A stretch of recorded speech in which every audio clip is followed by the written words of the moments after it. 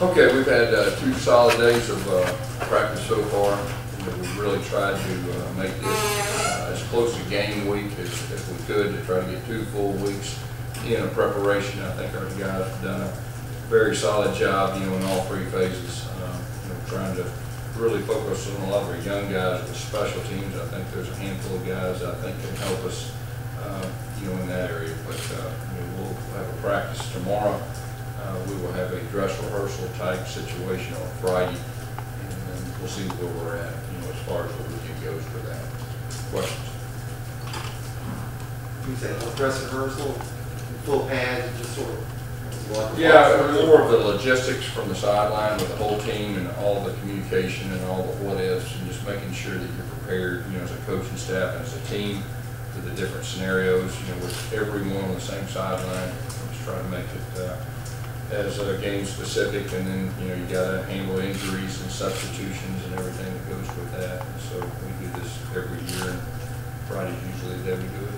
You guys, have you kind of finalized who's going to be where on game days yet? Yeah, we're getting closer. That'll be a meeting that we'll have tomorrow. Both staffs, or really all 3 areas, have a good idea. So they'll test it out on Friday. Could be a few tweaks after that, but they've got a good idea where we're going. Where would you like Chip? Where are you going to test Chip out for a sideline? Yeah, Chip's going to be on the sideline. How have the guys responded getting into this game week, with school starting, kind of getting into that routine a little bit? I think they responded well. That traditionally that first day after the first day of school, was a little bit different, but our guys responded well. We had a good 2-hour practice. It was hot. I thought our guys responded well. I thought they responded well today too. It was very hot, even outside. Like I said, there's not one time that I don't think our kids really didn't answer the bell as far as being into it and wanting to get better and wanting to be coached. And I think that says a lot about our character of our team.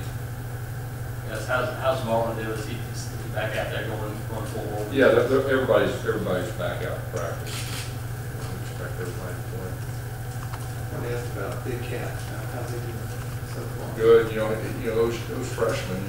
Anytime it's a fall camp, they're going to get strained. They're going to experience different things, and he's really done a solid job. And like I said, I think as a group, I would say the freshman group has done a very good job. And really trying to focus on those guys that have a chance to give us depth on offense and defense. And like I said, really the first special teams aspect, that's always an area that true freshmen have a chance to help right off the bat.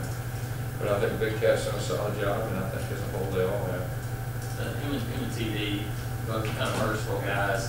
How much have you seen out of them? How much do you think they can help early on? Well, they both have motors. They both have a lot of ability. And, so I think both of them could, help us. Hopefully, as the year goes on, even help us more. But I like both their attitudes. They both have a very good skill set. Joseph, what type of camp has Nick going so far? Nick is, he's went with the ones quite a bit. With Marlon's absence, I think it's been a very good thing for him. There's nothing better than getting out there with the ones and having people respond. And I think he's continued to get better. Do you have any additional clarity on the third comeback situation? No, we'll have a depth chart on Tuesday, and everything will be finalized by then. Does anybody impress you enough to where they might challenge outside the norm at kick return? Or the top 2 guys are SEC on?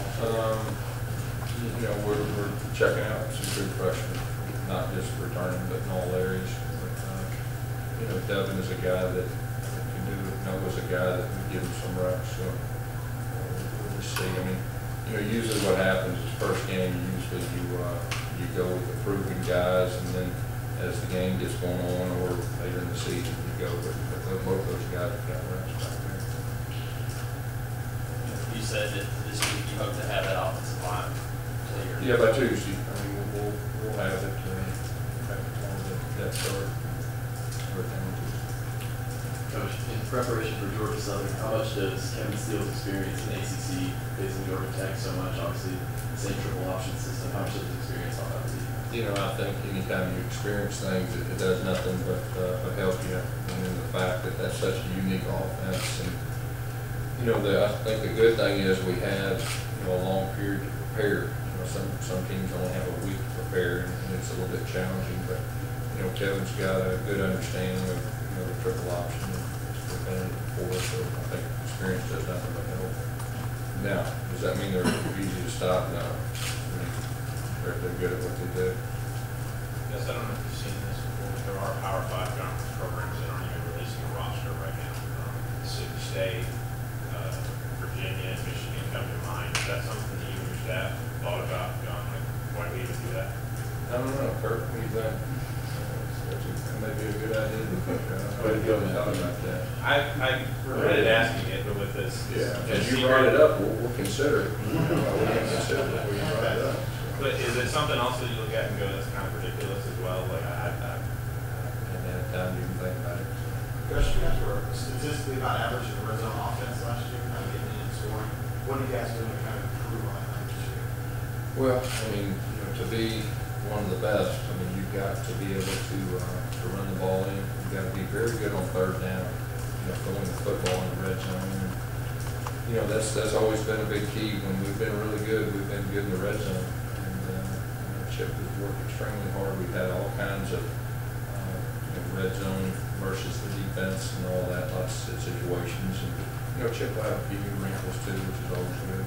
Having, you know, an improved Jalen Harris, but like a Gus Malzahn, how much can having a tight end threat help? Yeah, you know, any of the bigger bodies, you know, CJ Uzamas and all that, he's very successful. So those bigger bodies that are experienced, you know, do nothing but help as that field condenses, because those windows are very small, and you have to earn it down there in the passing game.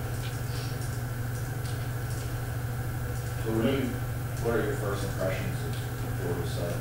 What are you seeing from them? They present challenges with that triple option, there's no doubt. You know, you look at them like, what was it, 3 years ago, they beat Florida. They do take Georgia overtime. And they played a lot of big teams good. And you can see they're a talented team. So, you know, that definitely concerns you when you play well. That quarterback that they announced, obviously, he hasn't played yet, so you just go back and look at high school film with him. Yeah, you have to. You just do the best you can as far as homework. Get as much information as you can.